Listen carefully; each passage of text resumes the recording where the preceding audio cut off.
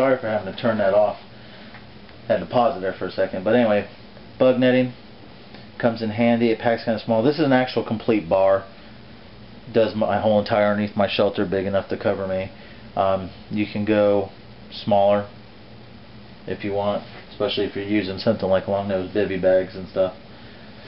Alright, another aspect of my shelter we talked about was clothing. This is my clothing for 3 days, pretty much. I have a pair of synthetic style socks, which are right here. Alright, these will dry out real quick. They're like a spandex, polyester, whatever blend, made by Starter. Everybody else is starting to make them nowadays like this, some of the athletic style socks. Anything that's not cotton, because I can wring this out and they'll dry out fast. Plus they fit really snug to your feet, and it seems to work really good on limiting the amount of blisters. This is one of those vented, all cotton, fishing style shirts from Columbia Sportswear. It's 100% cotton, but it's really thin, and this is also a long sleeve one. This will help me at night. 1, if there's a slight chill, or 2, if there's bugs. These right here are really lightweight trekking shorts. They don't weigh anything, and everybody's like, well, why do you have shorts? You know, you should have more. Well, right now it's like really nasty hot down here in Idaho, and after hiking all day, the first thing you want to do is you want to get all your nasty, sweaty, hot clothes off you and get some lightweight, fast drying stuff on.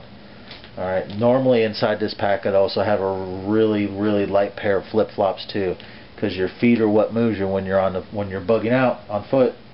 Your feet are pretty much your car. So you want to make sure you have good socks.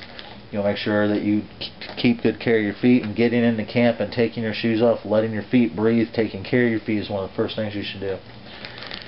During winter months, I would of course have more in here. I'd have a change of underwear, again wicking style, wicking shirts like Under Armour, or you know, styles of that style, you know, polyester. But I also have polypros, watch cap, and gloves. But this is usually right now in these months, you know, temperatures still in the high 80s, mid 90s during the day, and only about 75 at night. So this will cover me pretty much, on top of my little Ranger blanket down there and my shelter. This is the other part of my shelter. This is a 1.5 ounce treated ground sheet, more or less. I could use my poncho down below with my little deal, but I usually don't. I usually take this, I'll lay on top of it, have my bug netting, then my tarp, and I'm good to go.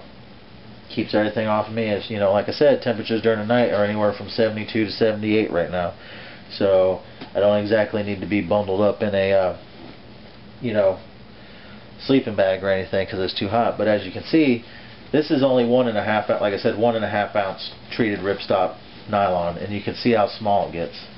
I mean, that's it, and I'm not even really compressing that hard or even folding, just bundled up in my hand.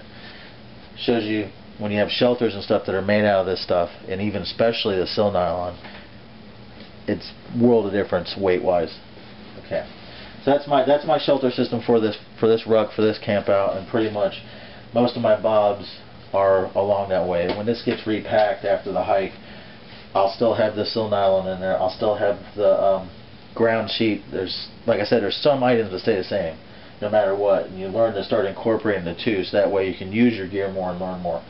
You know, ground sheet will stay the same. This poncho and little roll will be the same. You know, the Gore-Tex jacket will be the same. I'll probably, you know, for colder weather, I'll add the bivy bag that I kind of showed you in the other video. You know, clothing, of course, will be more.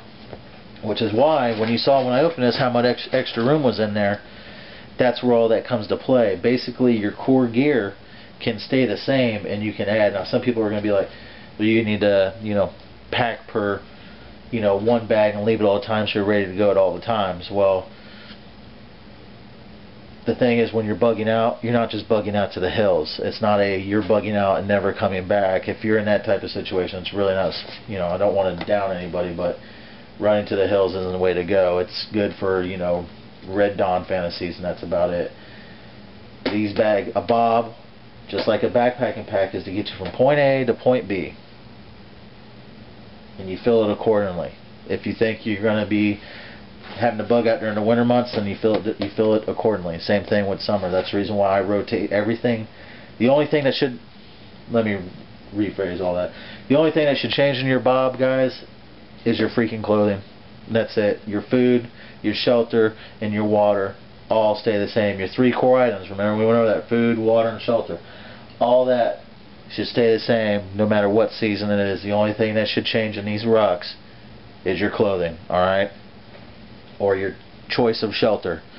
You know, for me, since I have a family, more than likely I'm going to probably use a tent, but I'll have my poncho, I'll have a small sil nylon tarp as backup. Redundancy, the lighter the better. Use your gear, never change your 3 basics. Food, water, and shelter. Always stay the same. Alright. Now the food. I'm not carrying a stove in here because 1, I'm trying to save weight. 2, I know I won't need it because I can turn around and cook out there with wood if I have to, but I'm choosing to pack foods that I don't need to cook. If I did, I'd have to pack in some type of cooking cup, like I usually use a USGI canteen cup because they're sturdy and they're cheap, or you can use some of this newer TI style stuff like from Snow Peak. Really good stuff, and it's pretty cheap nowadays, you know, $20 to $35 to get you a cup good enough. But what I have in here is some of, without unpacking it all, is all these right here. These are instant coffees. They make these in tea bag form too.